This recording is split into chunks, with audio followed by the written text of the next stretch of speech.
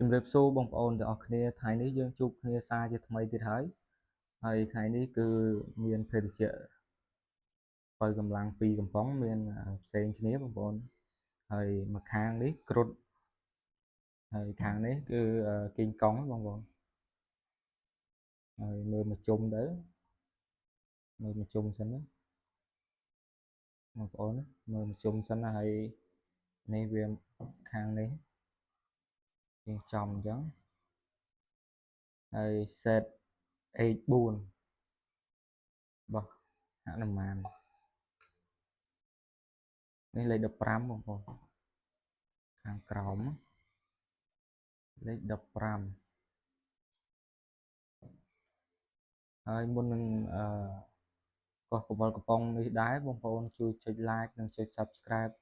ដាក់ channel ខ្ញុំម្នាក់មួយផងហើយ comment នៅខាងក្រោមឲ្យខ្ញុំម្នាក់មួយផងហើយនេះគ្រុឌលេខ14ណាបងប្អូនមើលមកជុំសិនទៅហើយបងប្អូន comment នៅខាងក្រោមមកចង់ឲ្យខ្ញុំមើលពីភេទជ្ជៈណាដែរ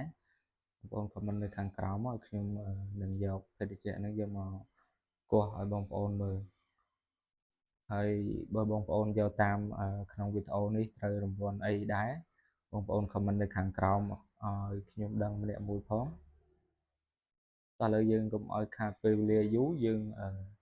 គោះអ៊ុតមើលរង្វាន់ទាំងអស់គ្នាតែម្ដងទៅ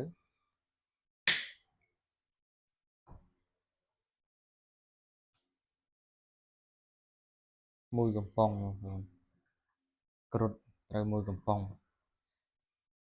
ឥឡូវយើងត្រូវមួយហើយនៅមួយទៀតនេះត្រូវមួយកំប៉ុងយើងចាំងបងប្អូន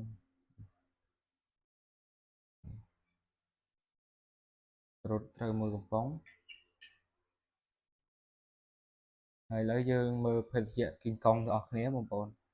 ដោយគេធ្វើមក design ស្អាតណាបងប្អូននេះពីលើនេះគេមានពណ៌ខ្មៅហើយនេះអត់មានពណ៌ខ្មៅទេអត់ដូចនេះគឺពណ៌ខ្មៅគេ design មកស្អាតណាបងប្អូនតោះឥឡូវយើងគោះមើលទាំងអស់គ្នាតែម្ដងទៅអូនរង្វាន់ថាតើនឹងត្រូវអីគេបងប្អូនភាគច្រើនគឺមិនងាយជាត្រូវទេរង្វាន់បងប្អូនចេកនេះគឺត្រូវចេកទៀតហើយចាំងតិចពីកង់មិនសូវជាត្រូវរង្វាន់ប្រហែលទេត្រូវតែចេកហ្នឹង